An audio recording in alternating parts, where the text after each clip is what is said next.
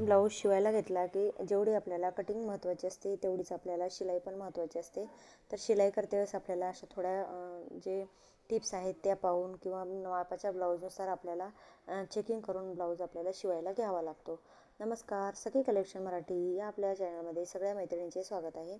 मैत्रिणींनो, काल जे आपण 38 साईजचा ब्लाऊज कट केलेला होता त्याच ब्लाऊजची आज आपल्याला शिलाई कशा प्रकारे करायची ते मी संपूर्ण तुम्हाला डिटेलमध्ये दाखवणार आहे. चला तर मग आता सुरुवात करूयात. तर बघा, आता कटोरी मी पूर्ण अस्तर पूर्ण जोडून घेतलेलं आहे आणि आता आपल्याला कटोरीचे टक्स पॉईंट काढायचे आहेत. तर आता हे टक्स पॉईंट आपण 3.5 इंच आणि 1.5 इंचावरती टाकणार आहोत.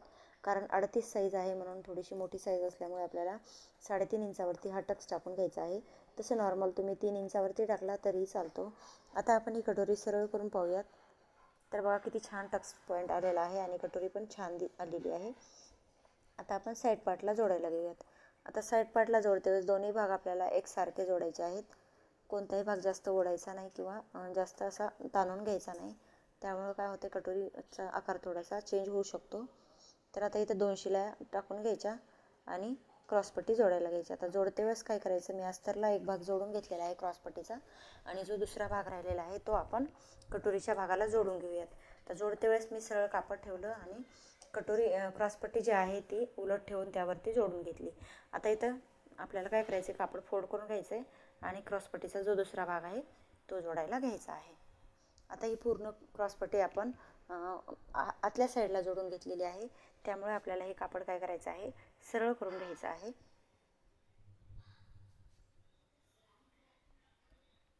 आता हे सरळ केल्यानंतर क्रॉसपट्टी थोडीशी जास्त झालेली आहे बघा कटोरीच्या बाजूला, ती कट करून घेऊयात. आणि दुसरा पार्ट मी जोडून घेतलेला आहे ते मी तुम्हाला दाखवते. आता आपल्याला इथं काय करायचं आहे, ह्या दोन्ही पार्टला आयहुक पट्टी आणि हुकपट्टी जोडायची आहे. तर बघा, आता इथं अशा प्रकारे मी दोन्ही पार्ट ठेवून घेतलेले आहेत, म्हणजे आयहुक पट्टी आणि हुकपट्टी, तर ती आपल्याला जोडून घ्यायची आहे. आता ही हुकपट्टी आहे ती उजव्या बाजूला जाणार आहे. तर ती आपल्याला परत पहिले सरळ कापडावरती ठेवून मग फोल्ड करून आतल्या साईडला दुमडून घ्यायची असते आणि त्यानंतर ही खालच्या साईडला दुमडून व्यवस्थित फिनिशिंग देऊन घेऊयात. आता आपल्याला काय करायचं आहे, दुसरा पार्ट आहे तो पार्ट आपण जोडून घेऊयात. तर आता इथं आयहुक पट्टी आहे, तर ही आपल्याला खालच्या बाजूला ठेवून वरतून आपल्याला तिला काढावी लागते, कारण हिची आपल्याला घरं वगैरे करायचे असतात. तर आता मी खालच्या बाजूला ठेवलेली आहे आणि ती आता फोल्ड करून वरती घ्यायची आहे आपल्याला. तर या पार्टवर जोडून अशी फोल्ड करून घ्यायची. आता इथं थोडंसं व्यवस्थित जोडून घेतलं म्हणजे आपल्याला नंतर घरं वगैरे करायला सोपं जातं. आता हे उरलेलं कापड कट करायचं आणि आता मापाच्या ब्लाऊजनुसार आपल्याला गळा कट करून घ्यायचा आहे.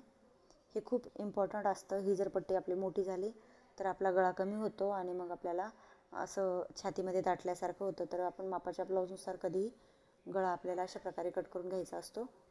आता दुसरा पार्ट मी यावरती ठेवून व्यवस्थित जोडून घेते. आता सरळ परत एकदा करून घेऊयात. आता ही आयहुक पट्टी आहे तो भाग सोडून द्यायचा आणि मग आपल्याला परत एकदा मार्किंग करून घ्यायची आणि दोन्ही भाग एकसारखे आलेत का एकदा चेक करून घ्यायचं. चेक केल्यानंतर आता हे दोन्ही पार्ट मी व्यवस्थित कट करून घेतलेले आहेत. आता परत एकदा सरळ करून पाहते मी. वरती एखादा भाग कमी जास्त होऊ शकतो. हे किंचितचं जे कापड असतं ते सुद्धा कट करणं खूप इम्पॉर्टंट असतं. आता बघा, दोन्ही पार्ट एकसारखे झालेले आहेत आणि समोरचा भाग आपला शिलाई करून झालेला आहे. आता याला पायपिंग करायची म्हणून मी हे बाजूला ठेवते आणि पाठीमागचा भाग तयार करायला घेऊयात आपण. तर आता हे व्हिडिओ थोडासा मोठा आहे पण पूर्ण मी शिलाई दाखवलेली आहे यामध्ये, तर तुम्ही पूर्ण पहा जेणेकरून तुम्हाला एकाच ब्लाऊजमध्ये शिलाई कशी करायची ते समजून जाईल. आता मी जेव्हा कटिंग करायला घेतला होता तेव्हा मी तुम्हाला गळ्याची कटिंग कशी करायची किंवा गळा कसा आखायचा ते दाखवलं होतं, पण मापाच्या ब्लाऊजनुसार परत एकदा मार्किंग करून दाखवते मी. आणि इथं आपल्याला आता गोल गळा न टाकता चौकोनी गळा टाकायचा आहे.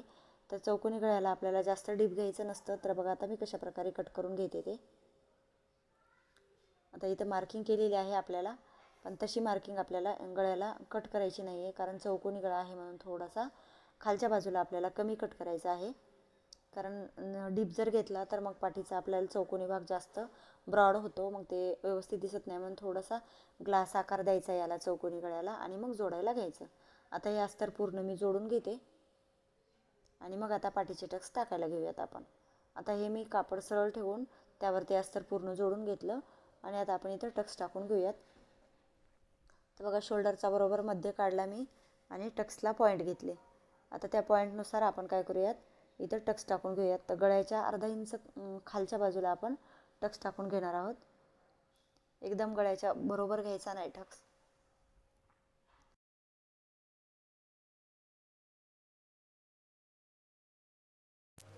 आता दोन्ही टक्स आपण जसे मार्किंग केलेले होते म्हणजे टक्सला पॉईंट काढले होते तसे जोडून घेणार आहोत.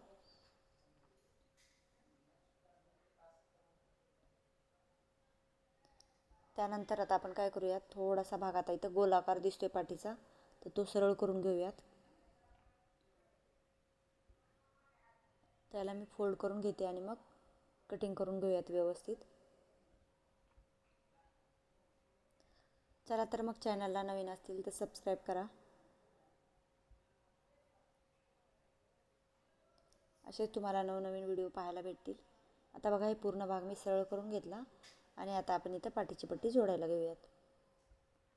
तर पाठीची 1.5 इंचाची पट्टी मी तयार केली आणि ती एक साईड फोल्ड करून घेतली. आता इथं आपल्याला थोडासा भाग दुमडून घ्यायचा आहे या पट्टीचा. हे जर आपण दुमडलं ना तर काय होतं, पाठीचा जो भाग उचलतो ना कधी कधी, तर तो उचलायचा प्रॉब्लेम येत नाही. त्यामुळे लक्षपूर्वक ही थोडीशी पट्टी दुमडून घ्यायची आणि फिनिशिंग देऊन घ्यायची. बघा मी अशा प्रकारे पूर्ण फिनिशिंग देऊन घेतली आतल्या साईडला फोल्ड करून. आता आपण काय करूयात, एकदा उंची परत मोजून घेऊयात. जेवढी पाहिजे तेवढी आपल्याला ठेवायची. त्यानंतर उरलेला भाग आपल्याला शोल्डरमध्ये शिवून घ्यायचा आहे. तर आता हे दोन्ही भाग आपले तयार झालेत. आता आपण काय करूयात, शोल्डरला जोडून घेऊयात. तर आता दोन्ही भाग मी व्यवस्थित मार्किंग करून घेतले आणि एकसारखे आलेले आहेत. कमी जास्त जर झाले तर थोडासा जास्त भाग आपल्याला जो कमी जास्त झाला आहे तो जोडून घ्यायचा. तर आता इथं थोडासा समोरचा भाग आपला जास्त वाटतोय, तर मग मी फोल्ड करून घेते आणि सरळ दोन्ही भाग करून जोडून घेते. आता इथं उरलेला भाग थोडासा आपल्याला कट करून घ्यायचा आहे आणि आतल्या साईडला शोल्डर जोडून घ्यायचं आहे. आता जोडते वेळेस थोडंसं कमी जास्त झालं आहे शोल्डर, पण ते कमी जास्त झालेला भाग असतो ना तो आपल्याला शोल्डरच्या बाजूला ठेवायचा आणि गळा एकसारखा करून जोडून घ्यायचा. बघा आता इथे शोल्डरची बाजू थोडीशी जास्त जोडण्यात गेली आणि गळ्याची बाजू मी बरोबर जोडली.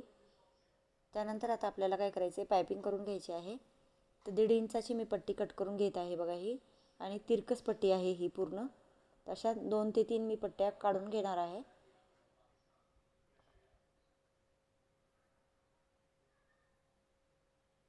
अजून एक पट्टी काढूयात आपण, कमी जास्त जर झाली तर.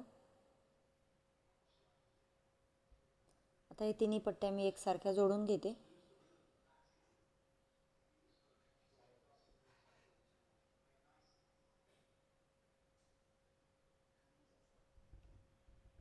आता जोडल्यानंतर आपण काय करूयात, एक साईड ही पट्टी फोल्ड करून घेऊयात.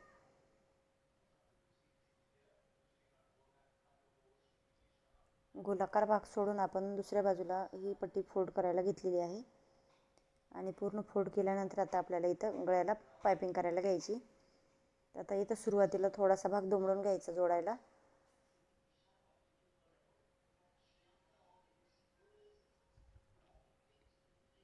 आता हे भाग पूर्ण जोडल्यानंतर आपण काय करूयात, पायपिंग करायला घेऊयात.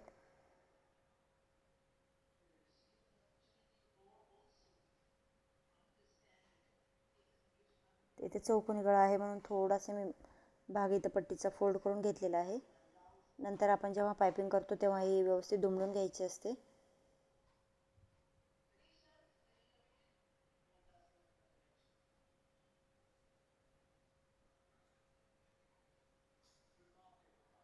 आता ही पूर्ण आपण पायपिंगला जोडून घेतलेली आहे पट्टी.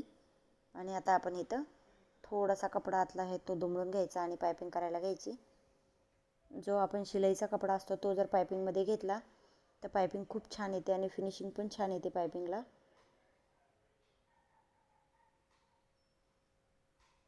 आता हे पूर्ण तसाच कपडा मी दुमडून पायपिंग करून घेते व्यवस्थित.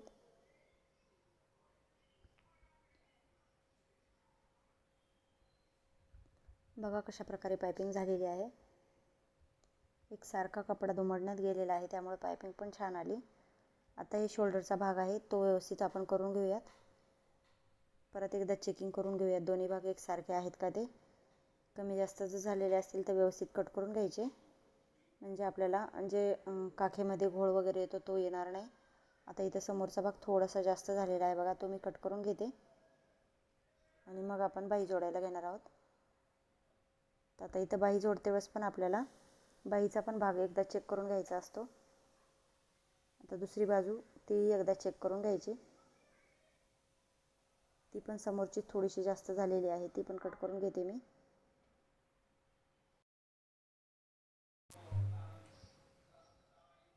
आता आपल्या दोन्ही बाजू व्यवस्थित कट करून झालेल्या आहेत, म्हणजे फिनिशिंग देऊन झालेल्या आहेत बघा. बरोबर दोन्ही बाजू झालेल्या आहेत. आता आपण बाही जोडायला घेऊयात. तर बाही जोडते वेळेस आपण एकसारख्या दोन्ही बाह्या आहेत का बघून घ्यायच्या, त्यांचा मच्छीकट वगैरे काढलेला आहे का तेही चेक करून घ्यायचं आणि मग फिनिशिंग द्यायला घ्यायची.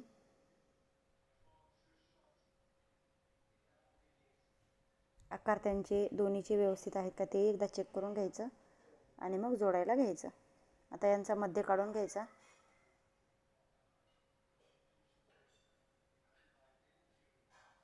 आणि मग आता मी जोडायला घेतली इथं.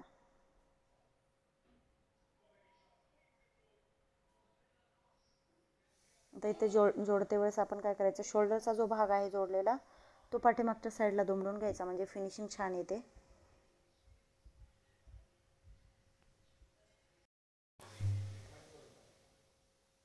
अशा प्रकारे दोन्ही बाह्या मी जोडून घेतलेल्या आहेत. आणि आता आपल्याला इथं फिटिंगसाठी टिप्स मारून घ्यायची आहे. तर ते बरोबर दंडगेर चेक करून घ्यायचा आणि उरलेला भाग आपल्याला कट करून घ्यायचा आहे. आता हे पूर्ण भाग आपल्याला व्यवस्थित कट करून घ्यायचा आणि मग फिटिंग करायला घ्यायची. आता दुसरी बाजू आपल्याला तशाच प्रकारे कट करून घ्यायची आहे.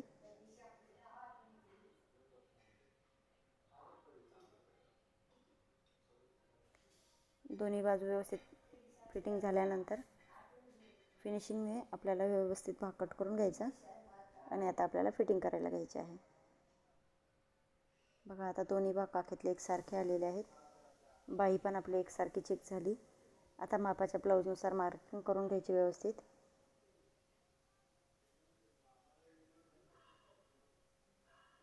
तर इथे जेवढा भाग पाहिजे आहे तेवढा व्यवस्थित आपल्याला हे करून घ्यायचा. आता 38चा चौथा भाग घ्यायचा. इथं 9.5 इंच होतो आणि 2 इंच शिलाई मार्जिनसाठी सोडून मग फिटिंग करायला घ्यायची. आणि बरोबर आता आपल्याला फिटिंग करून घ्यायची आहे ही, जशी मार्किंग केली तशी. आणि ह्याला 3 ते 4 शिलाया मारून घ्यायच्या. आता इथे मी 4 शिलाया मारते दोन्ही भागाला.